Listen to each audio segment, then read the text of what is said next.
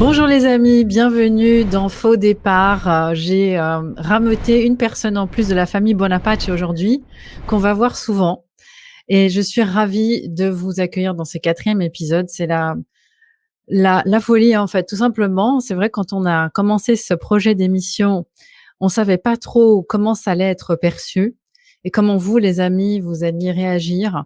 Et en fait, ça a été au-delà de ce qu'on imaginait, puisque les grands-parents ou les femmes même qui ont accouché il y a 20 ou 30 ans nous contactent pour nous dire, en fait, je n'ai fait que pleurer en regardant cet épisode parce que ça m'a remis dans cette émotion enfin ce moment qu'on m'a volé ou que je me suis laissée voler.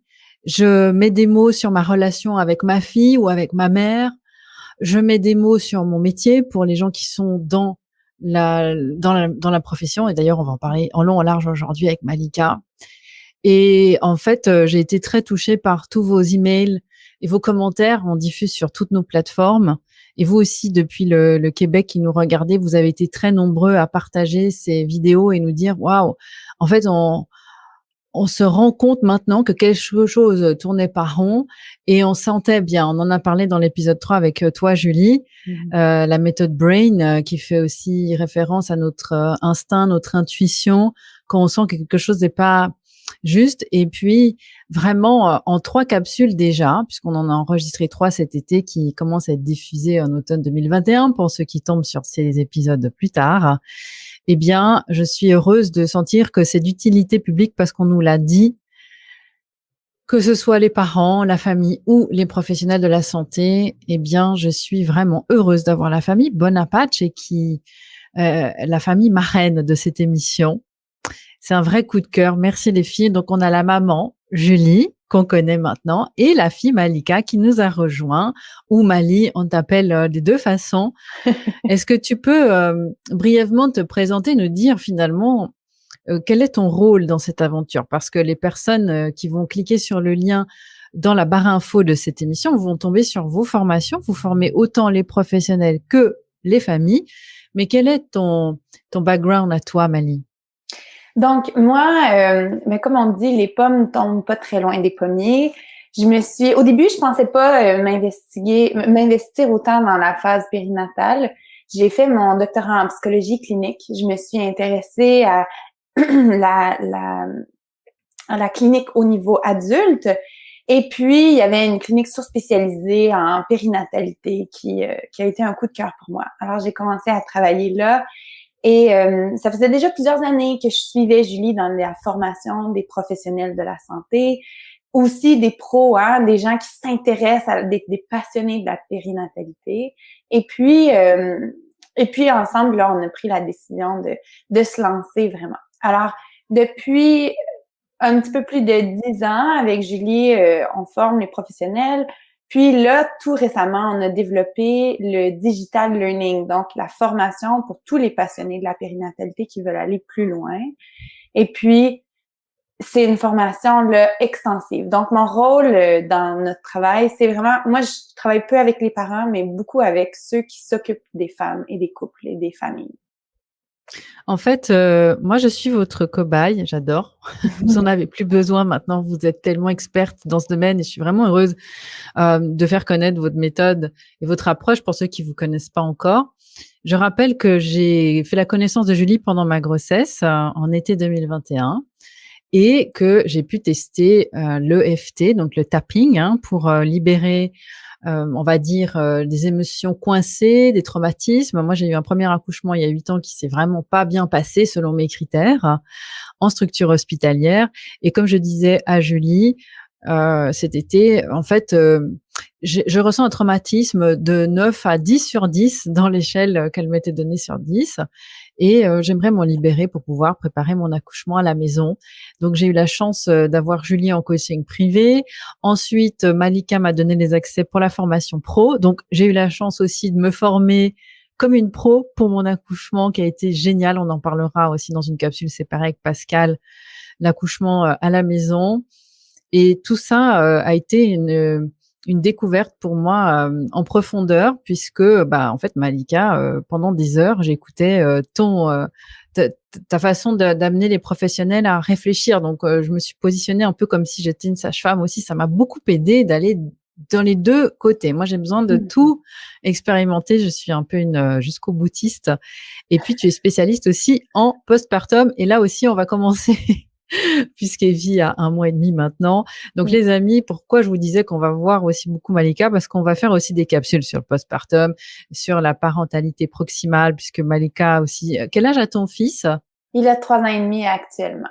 Donc, tu as pu effectivement aussi tout vivre, comme tu dis, be it to teach it. J'aime beaucoup ta façon d'appréhender les choses. On ne peut pas être mieux que d'incarner soi-même l'exemplarité.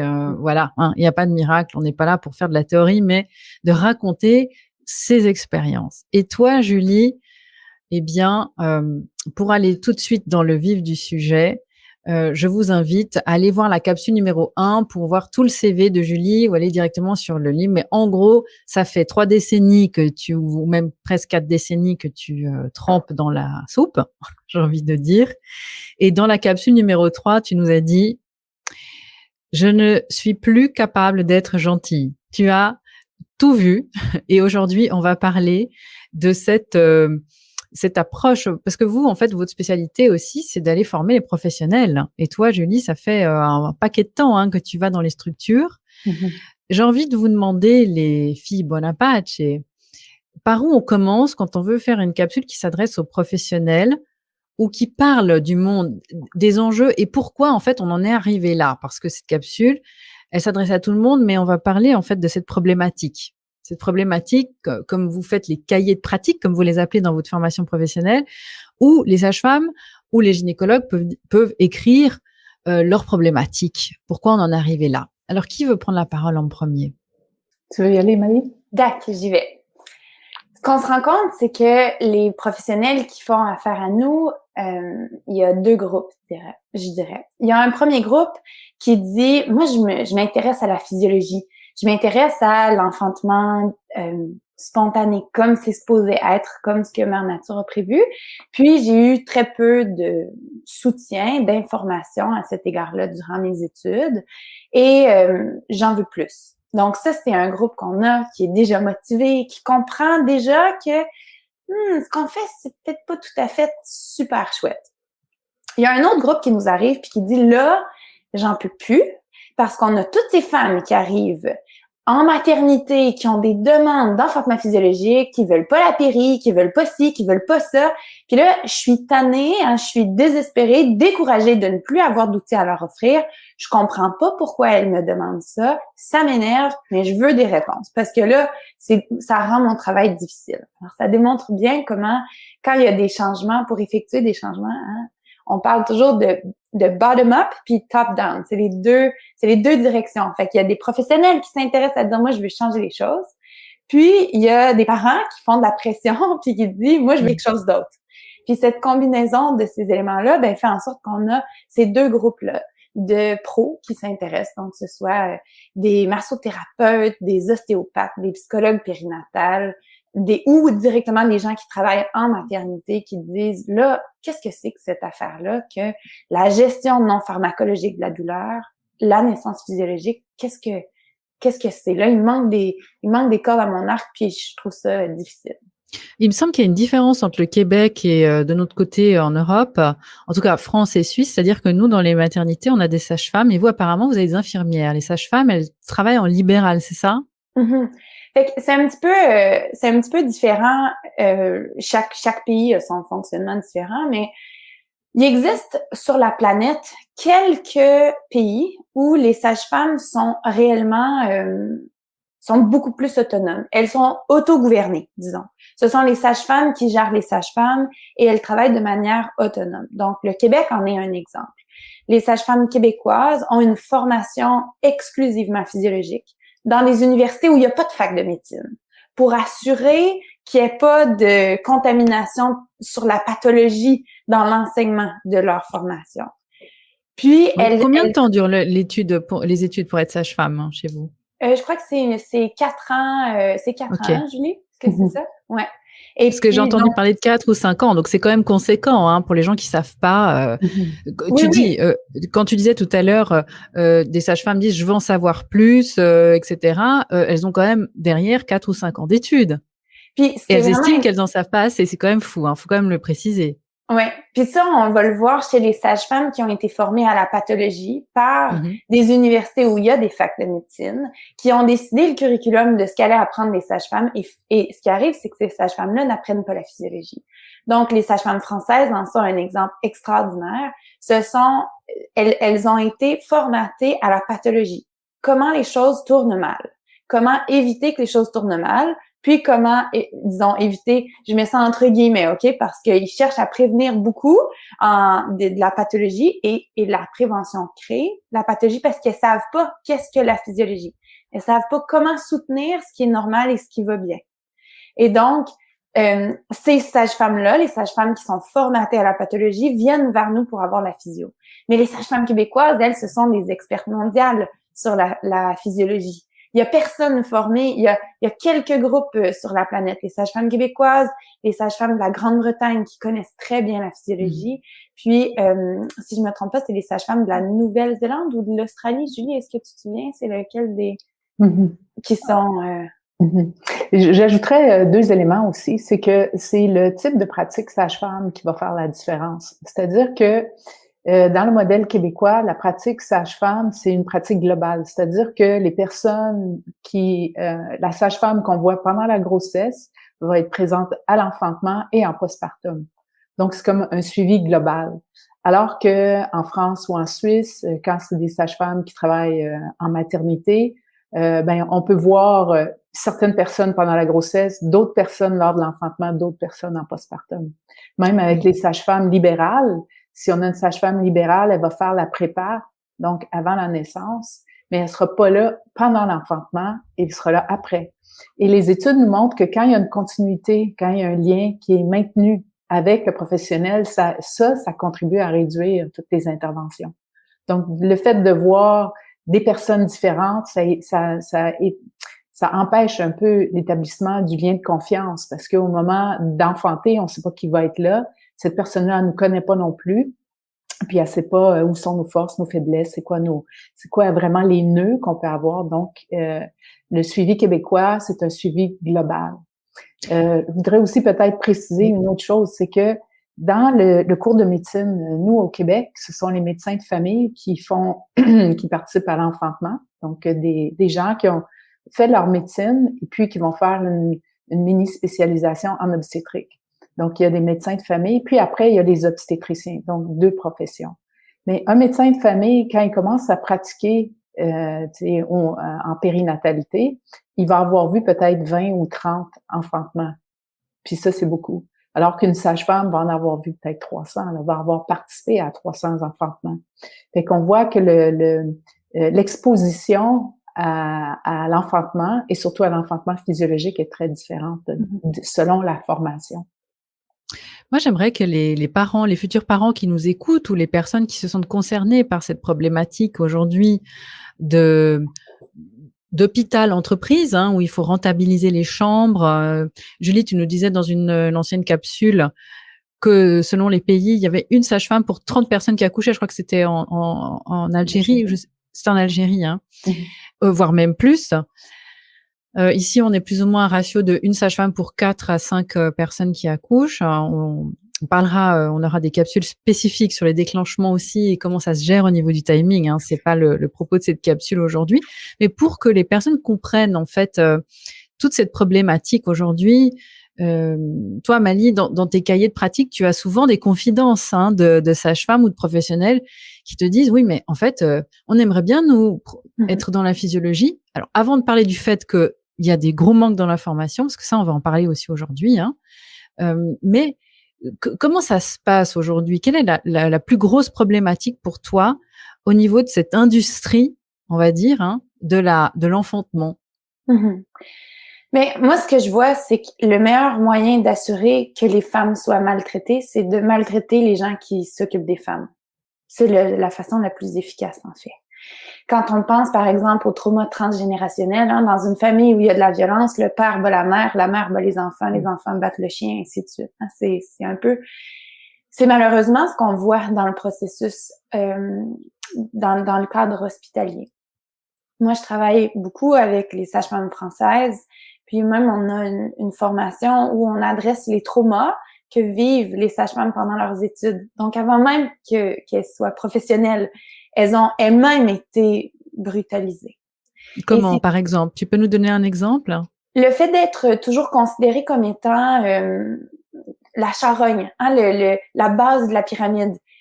Pas considéré comme un humain, quoi, à part entière. Fait et puis, ça passe de petites choses à on était tout ensemble, puis il y avait une famille qui avait amené une boîte de chocolat, puis toutes les sages-femmes se prenaient un chocolat, puis littéralement, la boîte a été passée devant l'étudiante sage-femme qui, elle, avait pas le droit de prendre un chocolat. Des petites choses. Mais qui, ça exclut clairement, toi non, toi, tu n'es pas nous. Donc, il y a ça. Puis, ça passe sur des choses plus difficiles, de mettre des sages-femmes étudiantes dans des situations où elles sont extrêmement pas prêtes à vivre ça, sans soutien. Par exemple, leur exposition à un premier mort-né. Pour un professionnel de la santé, c'est un moment qui nécessite un accompagnement émotionnel important de la part des précepteurs. Mais là, juste, bon, mais allez, tiens, prends ça, puis va porter ça à la morgue. Quoi, tout ça, là, c'est la première fois que je suis confrontée à la mort de ma vie. Fait qu'il y a beaucoup d'éléments comme ça, des questions, des sages-femmes étudiantes qui vont dire, tu sais, nous, on a appris ça comme ça, j'observe ça ici, tu sais, est-ce que... Fait que juste, toute la dynamique hiérarchique, en fait, elle se définit déjà. Fait que parce que ta maman, dans un épisode précédent, nous disait qu'une femme avait pris l'engagement dans ses cahiers de pratique d'arrêter de brutaliser les femmes. Je me souviens de ce mot. Et Julie, tu avais été très choquée de ce mot-là. Est-ce qu'on on en est toujours là aujourd'hui avec les jeunes étudiantes qui finissent elles ont l'impression qu'elles brutalisent. Tu penses il y a une prise de conscience maintenant? Je pense que le contexte avec les violences obstétricales, hein, c'est quelque chose qui commence à se parler de plus en plus. Là, moi, ce que j'observe avec mes stagiaires, c'est que tout le monde est sur le qui-vive. Mais là, est-ce que je suis en train de faire une violence? Ben là, est-ce que je suis en train de faire une violence? Puis ça devient difficile pour elles parce que elles ne saisissent pas que le moyen le plus efficace pour assurer de pas faire de violence obstétricale, c'est d'avoir un consentement libre et éclairé. Ça, c'est l'étape numéro 1. Mais puisqu'elles ont été formatées il y a toujours quelqu'un qui sait mieux que la femme, ça fait en sorte que elles ont appris ça aussi. Donc, elles appliquent ça parce qu'elles ont énormément de pression de faire ce qui leur est dit et non pas ce que la femme veut. Et donc, moi, ce que j'observe, c'est que les femmes, les stagiaires avec qui je travaille, elles sont prises dans une espèce de dichotomie. Ben voyons, moi, je suis ici pour travailler, pour faire du bien, tu sais, j'ai beaucoup d'amour, je les aime, les femmes, je les maltraite pas. Puis de l'autre côté, après avoir fait la formation, les stagiaires disent, il y en a qui vont me rapporter, moi, je faisais tout mal, quoi. Je faisais tout mal. Puis c'est difficile à réconcilier parce que là, elles se disent, mais j'avais pas cette information-là. Je savais pas que de dire, bon, mais là, madame, je vais vous faire un toucher vaginal parce que ça fait 1 heure qu'on n'a pas fait de toucher vaginal. J'avais jamais réalisé que ça pouvait être quelque chose de mauvais. C'est la seule chose que j'ai vue de toute ma vie. C'est comme ça qu'on m'a enseigné à travailler, à pratiquer. J'ai jamais remis ça en question avant aujourd'hui. Fait que c'est extrêmement confrontant. Mais je dirais que la majorité d'entre eux, ils sont devenus professionnels pour pouvoir aider. Tu sais, c'est rare, c'est très rare que les gens ils disent « Ah, moi, parfait, je veux avoir le pouvoir ou je veux avoir les sous. » Règle générale, les gens, ils se sont investis dans le domaine de la santé pour pouvoir aider. Et donc, juste rajouter un point.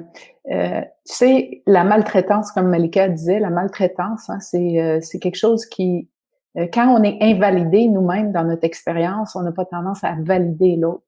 Puis, il nous est arrivé souvent dans notre stage de niveau 2 de travailler avec des sages-femmes qui ont vécu le même traumatisme. Puis, ça s'est perpétué pendant 30 ans, pendant le temps où ce professeur était là. Je vais vous donner un exemple. Nous autres, on était complètement bouleversés quand on a entendu cette histoire-là. C'est une femme qui venait se faire opérer, une dame d'un certain âge, elle se faisait opérer pour une hystérectomie, donc elle se faisait enlever l'utérus. Et là, elle était sous anesthésie générale. Et là, les étudiants sages-femmes sont là avec le professeur en obstétrique qui va leur, tu sais, eux autres, ils vont voir un peu comment ça se passe. Et là, le prof dit, bon, tout le monde, vous allez faire un toucher vaginal. Fait que, Ouais. il y a des sages-femmes qui font comme, ben, cette femme-là, elle a pas donné son consentement pour que tout le monde mette leurs doigts dans son vagin, quoi. Elle se fait enlever l'utérus. Elle dit, tu sais, je suis pas confortable de faire ça. Alors, les sages-femmes qui, là, ils se retrouvent, soit qu'ils font ce qui leur est demandé et ils sentent qu'ils ont pas été corrects, qu'ils ont fait quelque chose qui était pas juste, ou si elles manifestent puis elles disent, non, moi, je refuse. Ben, ces filles-là ont redoublé. Hein, ils ont eu de la censure, ils ont été maltraités, ils ont coulé leur cours, tu comprends? Donc là, tu te retrouves, ça, c'est vraiment un truc de pouvoir, quoi. Donc, ces personnes-là subissent des traumas, puis après, à chaque fois qu'il y a un traumatisme, ça nous dissocie, comme on avait déjà parlé, hein, ça nous dissocie.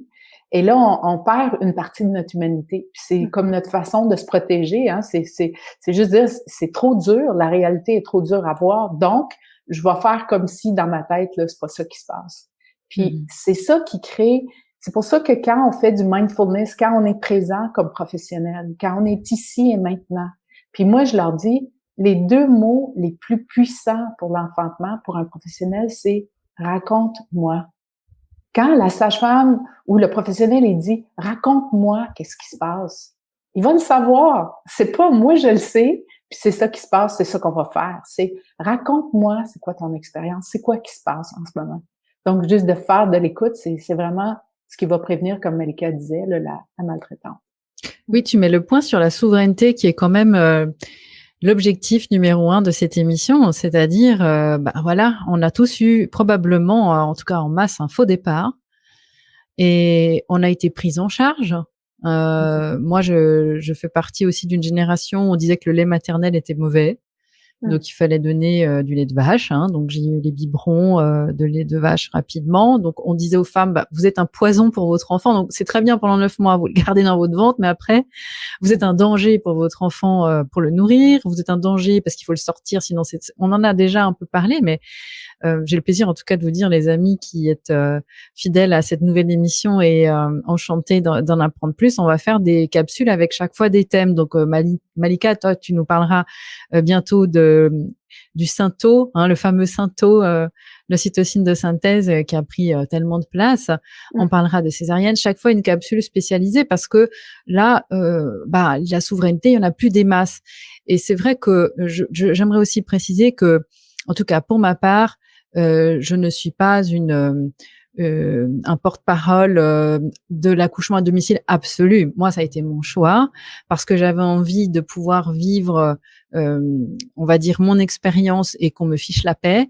Et on parle beaucoup d'accouchement physiologique, mais peu de physiologie de la naissance. Pour moi, c'est pas la même chose aujourd'hui. Justement, c'est ce que je voulais vous demander, parce que les parents qui ne savent pas, là peut-être on en a qui nous écoutent, qui ont un bébé en route, etc. Ils disent où est-ce qu'on va accoucher?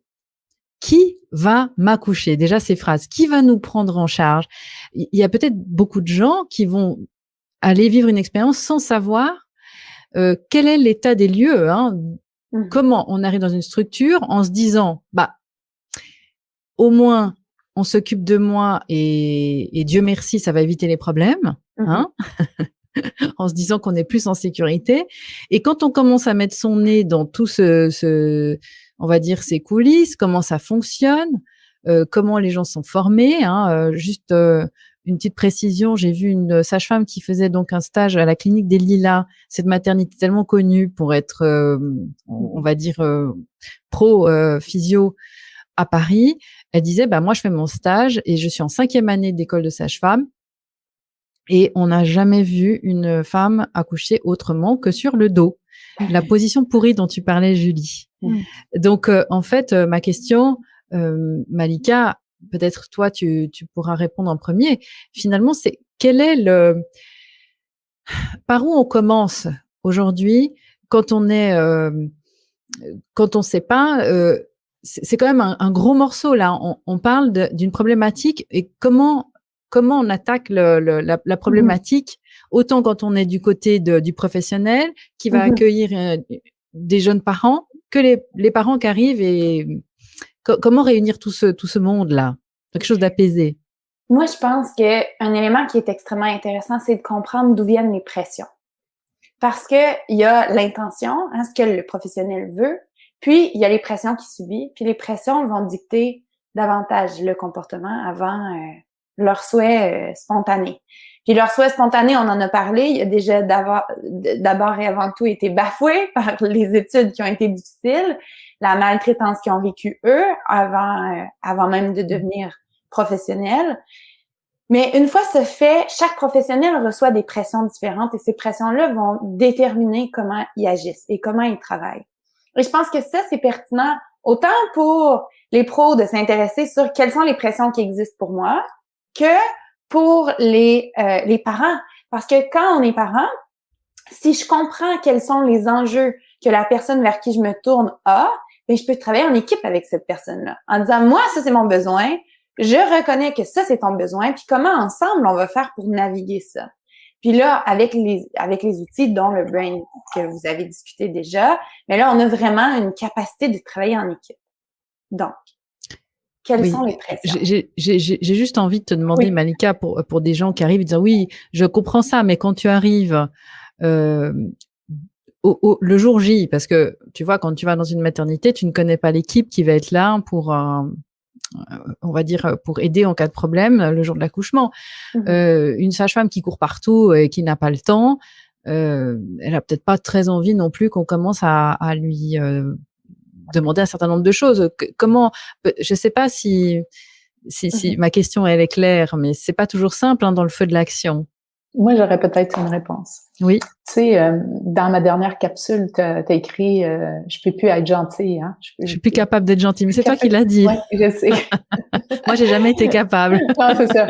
Et puis, c'est une fois qu'on a découvert ça, tu sais, ce que Malika rapporte, hein, qui est, il y a des pressions qui viennent d'en haut, il y a des pressions qui viennent d'en bas, il y a des traumas, on a chacun notre expérience.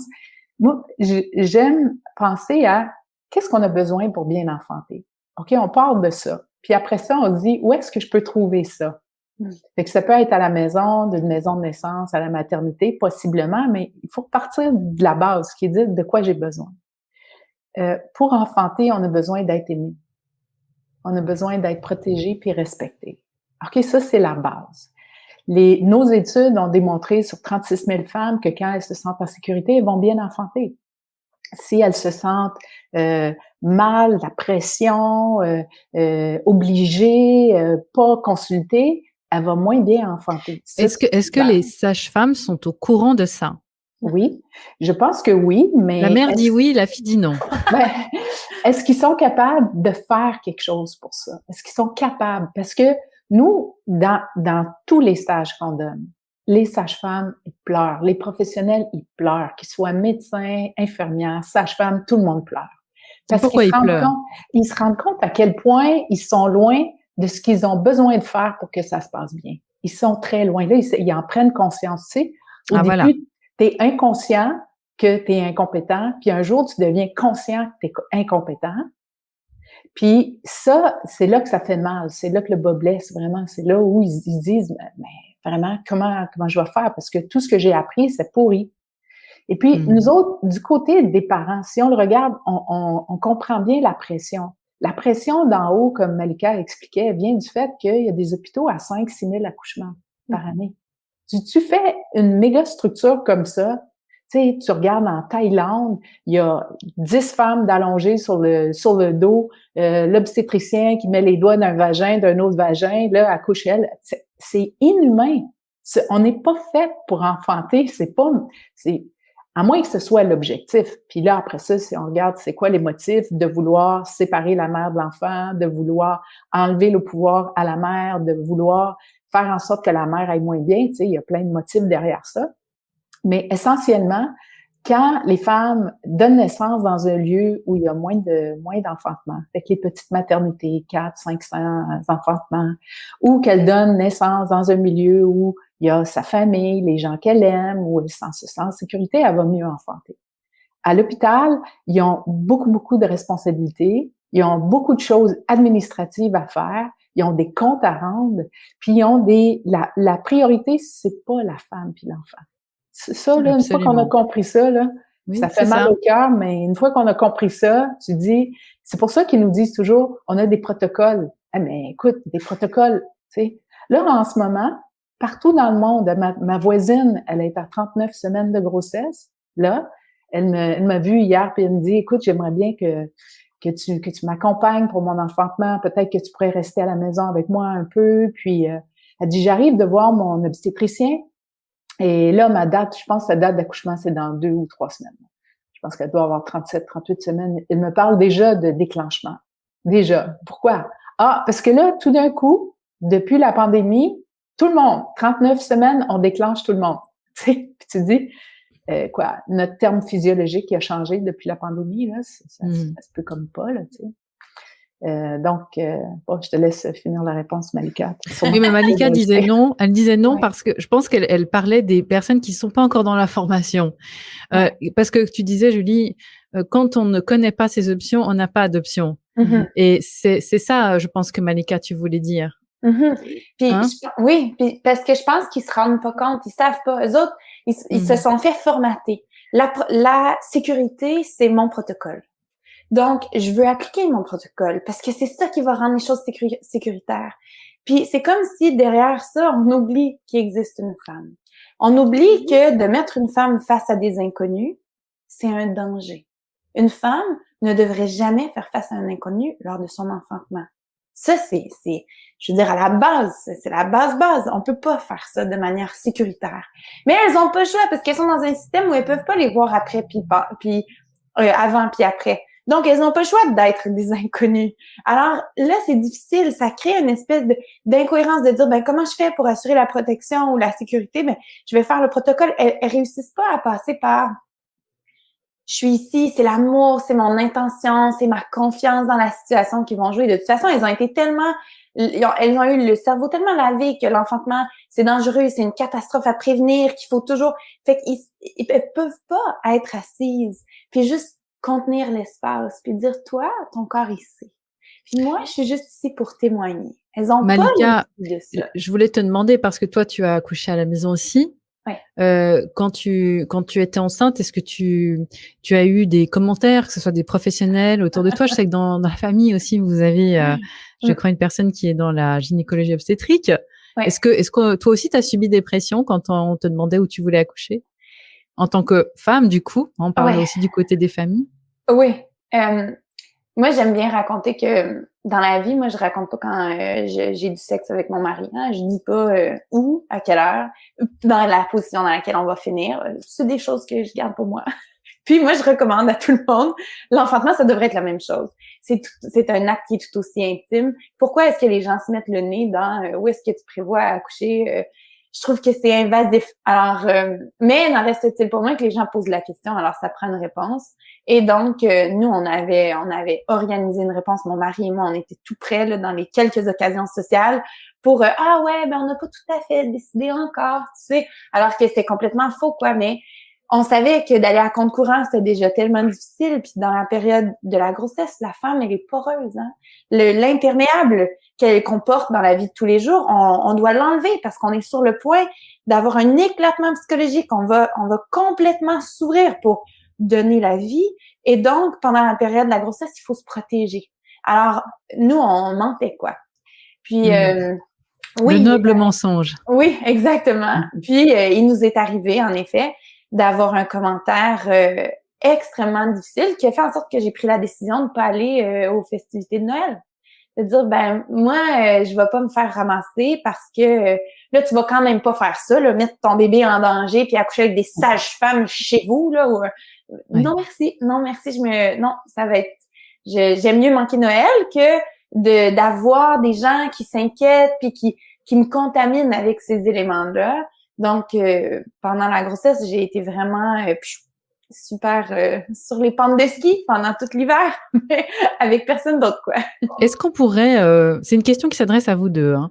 Est-ce qu'on pourrait dire aujourd'hui en 2021 que quand on met son nez et qu'on ouvre la boîte de Pandore sur la façon dont se passe un accouchement, les effets iatrogènes, donc délétères, de la médicalisation des accouchements, les protocoles standardisés à toutes les femmes, est-ce qu'on peut dire qu'aujourd'hui en 2021, si on est au courant de tout ça, on a plus peur d'aller accoucher en structure que chez soi, évidemment avec quand même la possibilité d'être transféré en cas de problème, je le précise,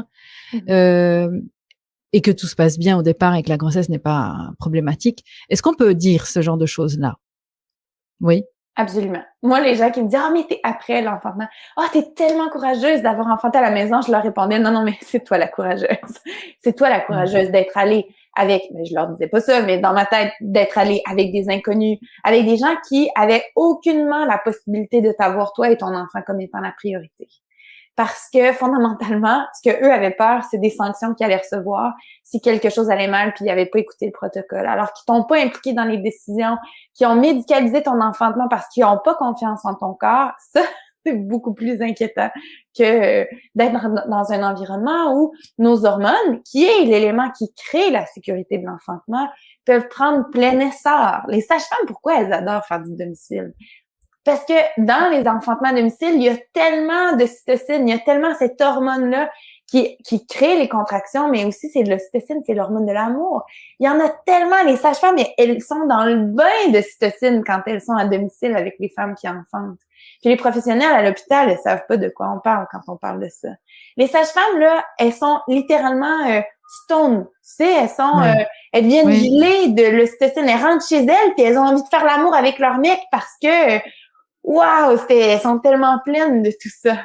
Si on demande à n'importe quel professionnel en garde à la maternité, je vous garantis qu'ils n'ont pas envie de faire l'amour avec leur mec quand ils arrivent à la maison, hein, après une garde. Non, effectivement, c'est peut-être pas la même ambiance, mais du coup, comment les sages-femmes qui nous écoutent éventuellement pourraient faire leur expérience, parce que quand aujourd'hui on fait l'état des lieux de la formation, donc pour les parents, peut-être qu'ils risquent de tomber de leur chaise aussi, je dis souvent cette expression, mais c'est un peu ça. On imagine qu'on va aller accueillir son enfant, et si c'est le premier, c'est encore plus flippant, j'ai envie de dire, hein, parce qu'on sait pas où on met les pieds. Et puis peut-être qu'après une vidéo comme celle qu'on est en train de faire, ils se disent ouh là là, mais en fait là, on se rend compte que peut-être on arrive dans des équipes où déjà pendant 45 minutes, c'est remplir des dossiers sur le médico pour se baquer au niveau médico-légal, hein, la paperasse, etc. On va nous mettre dans la position pourrie dont tu parlais, Julie, sur le dos, les quatre pattes en l'air. Donc, allez voir les vidéos précédentes, hein, si vous voulez entendre parler de ça aussi, puisque c'est quand même important de comprendre tout ça.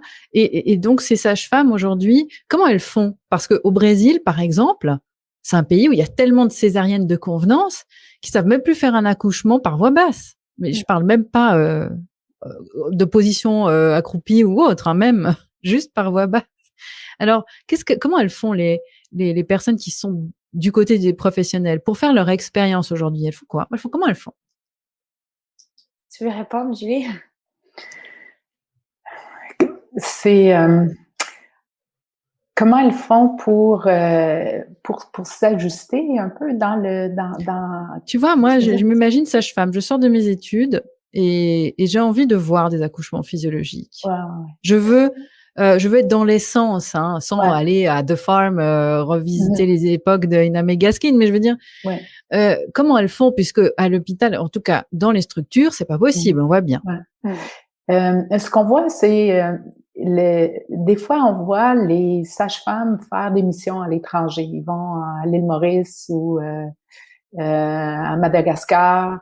À Mayotte. À Mayotte. Ils vont aller dans des lieux où il y a tellement d'enfantement physiologique. Là, ils font de tout. Là-bas, ils font des sièges. Les sages-femmes vont faire des présentations de sièges. Ils vont faire des jumeaux. Ils vont faire une grande variété. Puis ça les réconforte, puis ça les réconcilie avec leur mission première. Ce pourquoi ils ont fait des études de sage-femme.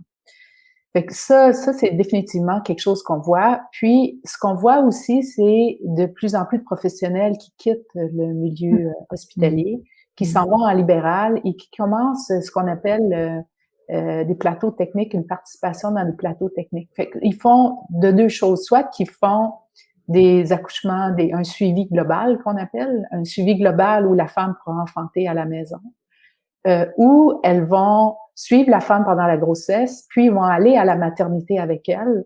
Ils ont accès à un plateau technique. La sage-femme va avoir un permis de pratique pour cet hôpital-là, n'est pas un employé de l'hôpital, mais il va avoir un droit de pratique dans cet hôpital-là.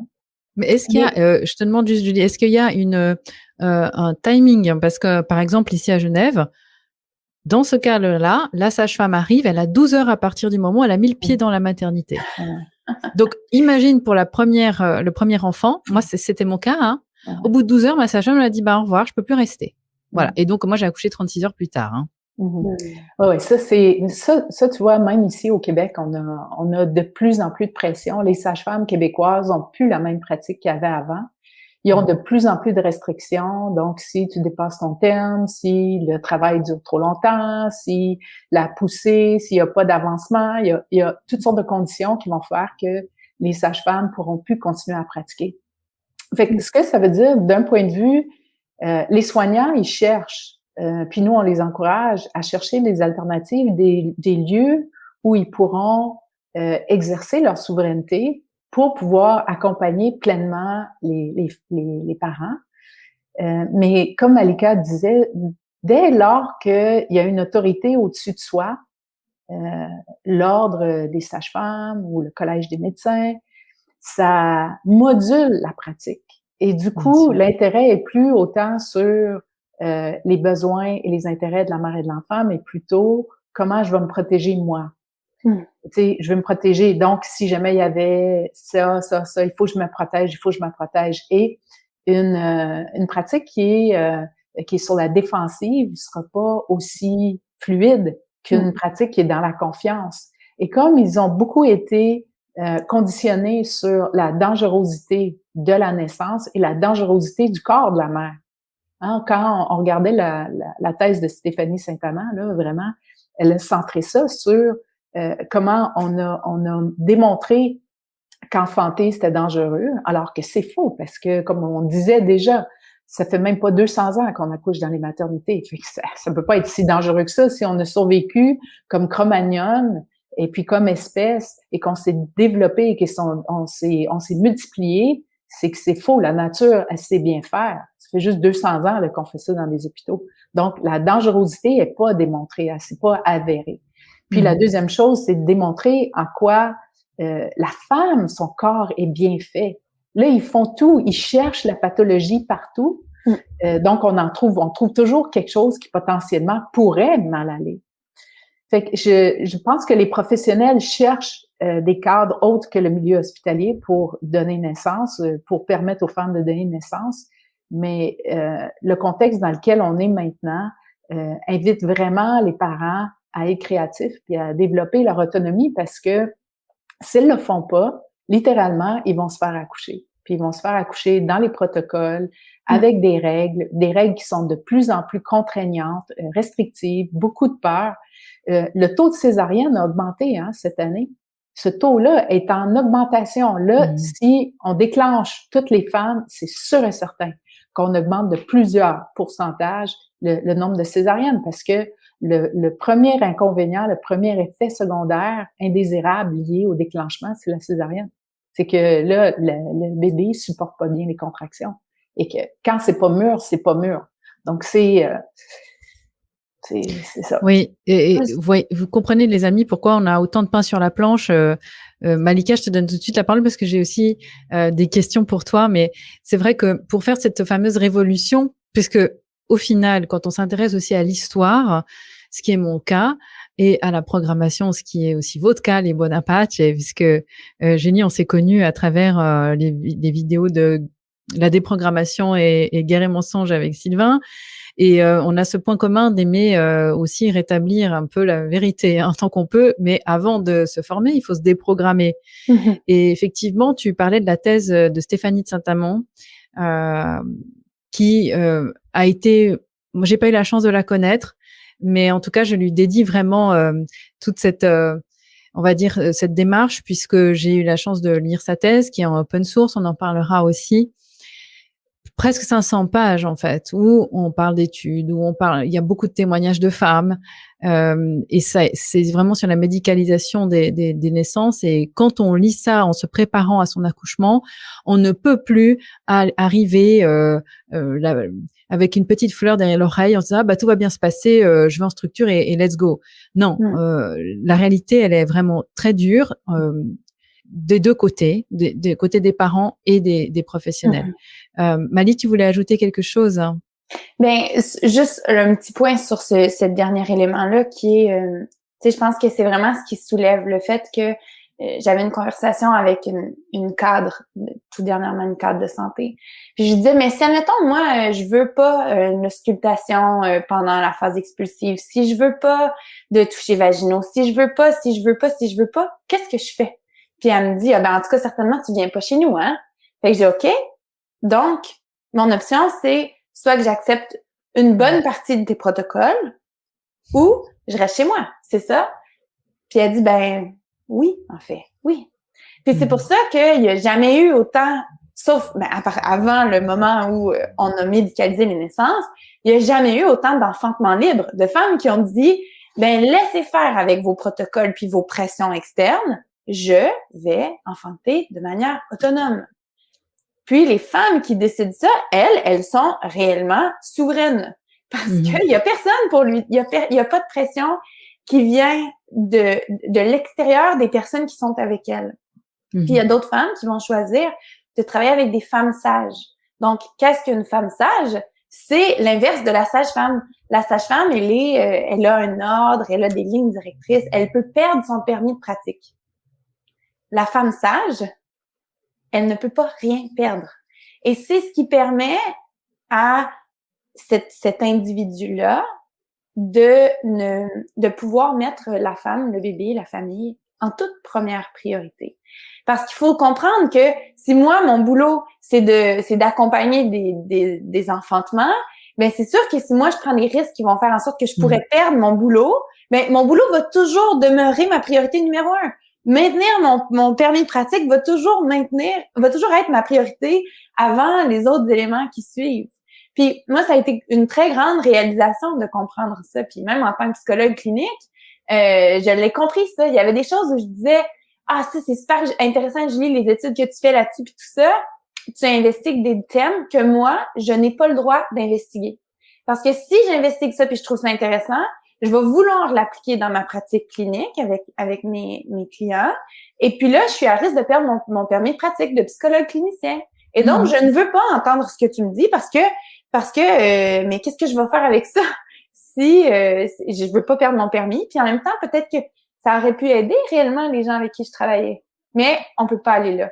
Fait que c'est de comprendre que la personne qui est avec, puis ça, c'est même des groupes qui ont pas d'ordre professionnel. Si on pense aux doulas ou aux accompagnantes à la naissance, elles sont terrorisées, les doulas et les accompagnantes, parce que elles ont toujours la possibilité de se faire retirer l'accès à la maternité. C'est la maternité qui décide si oui ou non il les laisse rentrer. Alors, c'est sûr que la doula ou l'accompagnante, elle peut pas être son pleine essence. Elle peut pas être qu'est-ce qu'elle croit. Elle peut pas dire qu'est-ce qu'elle pense. Elle doit faire attention parce que si son boulot, son gagne-pain, c'est de retourner dans cette maternité-là, faut pas qu'elle choque, faut pas qu'elle brusque, faut pas que les parents ils soient trop confrontants auprès de cette maternité-là, parce qu'après ça, elle va avoir une mauvaise étiquette puis elle rentrera plus. Fait que je pense que ça permet de comprendre ah ouais, ok, il y a plusieurs éléments qui jouent là. Une fois de plus, tu nous parles de la peur et on parle de la peur. Et finalement, je crois qu'on peut attaquer tous les sujets qu'on veut. La problématique, elle est toujours là, c'est à cause de la peur. Et d'ailleurs, quand tu parlais, j'ai tout d'un coup eu un flash d'une sage-femme qui disait aussi dans un documentaire que j'ai vu, ah mais vous savez, nous, on ne sait plus gérer les femmes qui accouchent sans péridurale, en fait. Ça nous fait peur. Ouais. Elles crient partout. On a l'impression d'être avec des animaux sauvages. On sait pas gérer, en fait. On nous a pas appris. Nous, on nous a appris à gérer, effectivement, les protocoles, le médico-légal, comment on pose une péri, hein. Et finalement, une femme qui accouche sans péridurale, elle fait peur Ouais. aussi aux professionnels qui ne sont pas formés, qui n'ont pas l'expérience finalement, parce qu'on leur apprend pas le fameux hands-off. On lève les mains et en fait on observe, on est juste là au cas où. Mais c'est vrai, comme tu dis, on est dans un système où on nous apprend en tant que professionnel à agir au lieu de protéger l'espace. On parlera aussi dans une autre émission du rôle des chouchous, comme on disait avec Julie, le rôle des pères et des hommes et des conjoints dans toute cette aventure. Mali, je voulais te demander pour finir cette capsule, puisqu'on arrive déjà au bout d'une heure, quel est ton message pour les professionnels à la fin de cette vidéo et quel est ton message pour les parents? OK.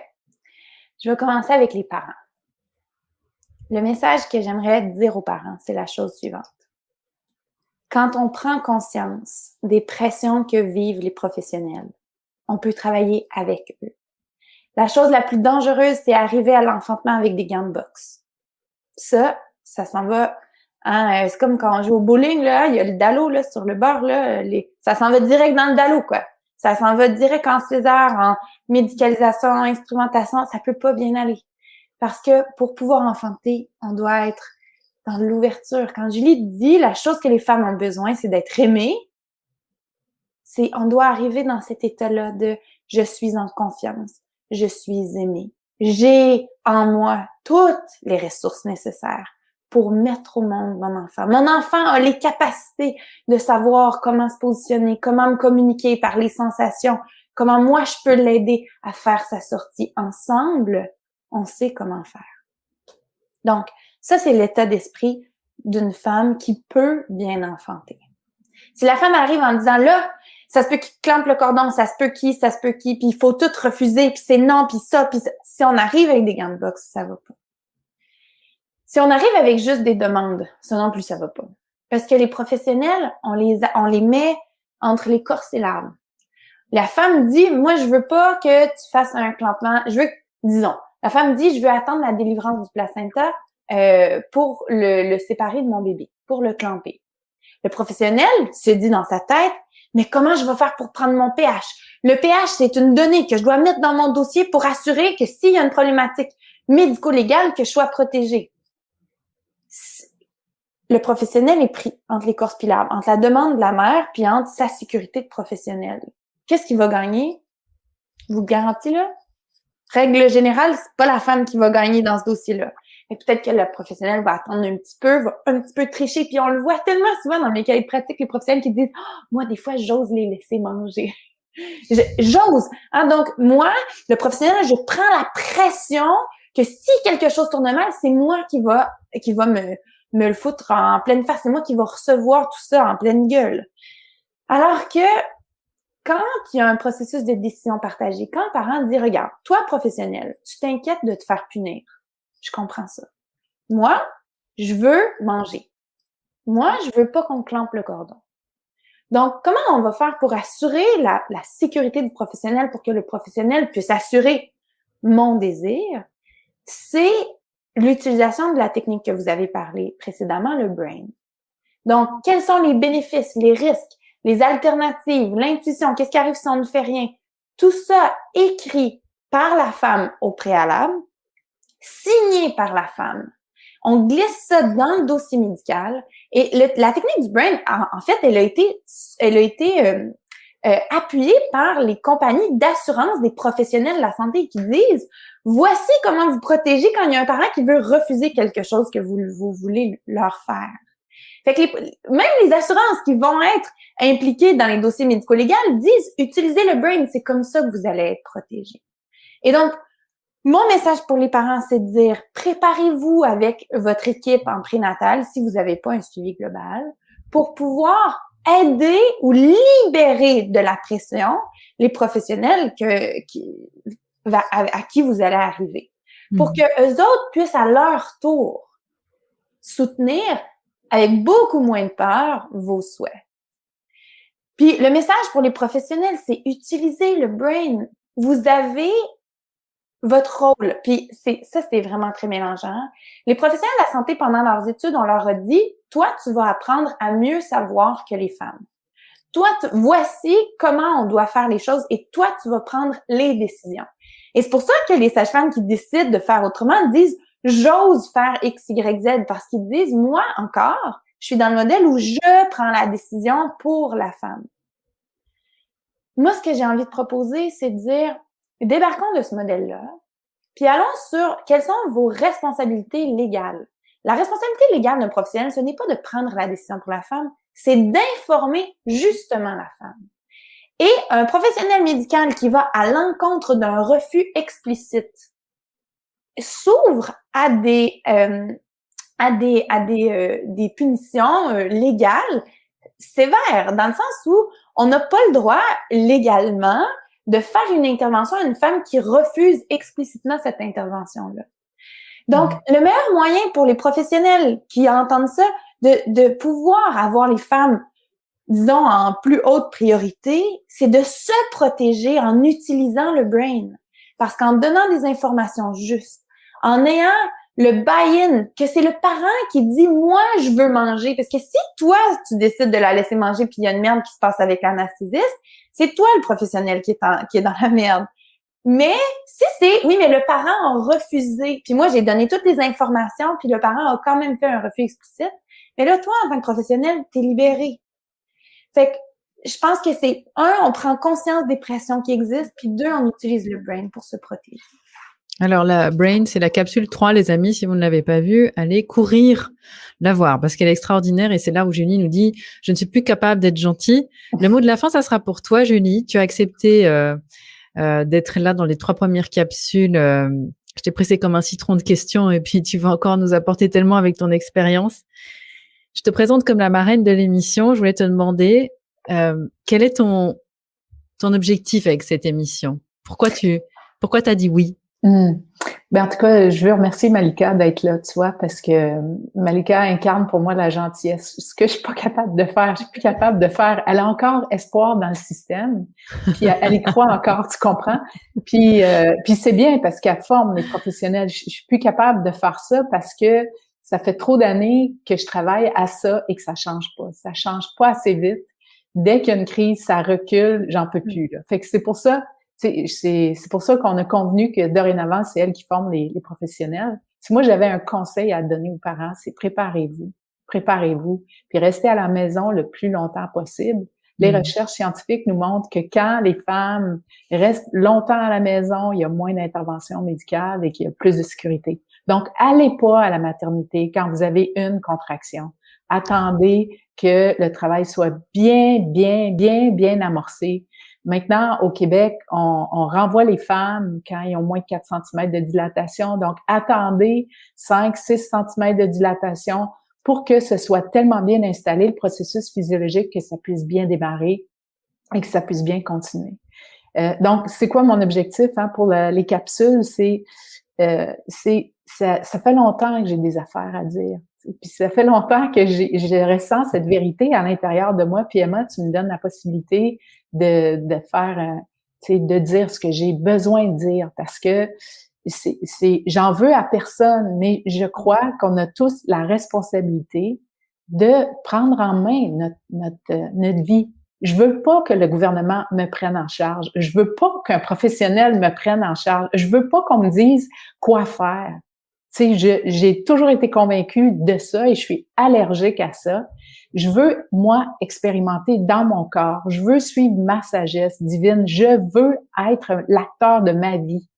Puis, ce que tu nous donnes avec ces capsules-là, c'est la possibilité de communiquer ce message-là dans un moment fondamental de la vie d'une famille qui est l'enfantement. C'est un acte presque miraculeux. Et ça, c'est pas un acte médical. C'est un acte qui appartient à la famille, à l'enfant et aux parents, à la famille. Et je te remercie beaucoup, Emma, d'avoir le courage d'aborder ce sujet-là puis de nous permettre de dire ce qu'on a besoin de dire. En fait, pour résumer, c'est vrai, les amis, ce que tu dis, Julie, au-delà du courage, c'est vrai, quand on parle d'utilité publique, quand je lis les témoignages que nous avons reçus déjà, alors qu'on n'a fait que 3 épisodes, ça s'annonce une belle saga avec Faux départ, puisque effectivement, il y a tout à faire, il y a tout à redire. Déprogrammer, c'est pas uniquement les parents, c'est aussi les professionnels, les gens qui sortent des études, hein, parce que là, il y en a un gros paquet qui sont programmés. Et pour arriver finalement à cette souveraineté dont on parle, qui finalement n'a pas été si intense que ça à travers les âges. On parlera aussi d'histoire avec d'autres intervenants, mais c'est vrai que c'est maintenant l'occasion de réunir le masculin sacré avec le féminin sacré, comme j'aime le dire. C'est pas juste une histoire de femmes, c'est pas juste une histoire de gérer les risques, c'est une histoire de puissance. Et une femme qui est puissante, elle fait peur.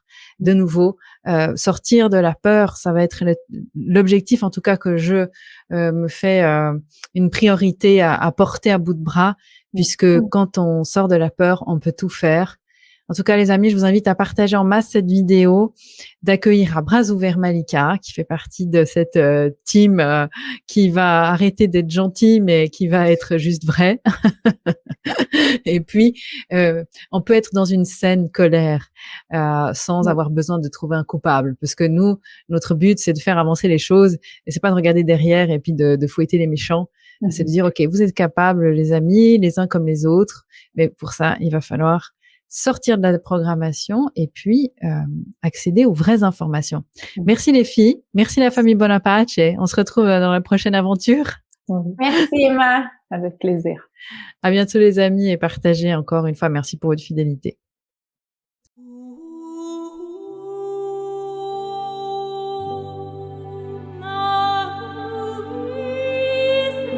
Thank you.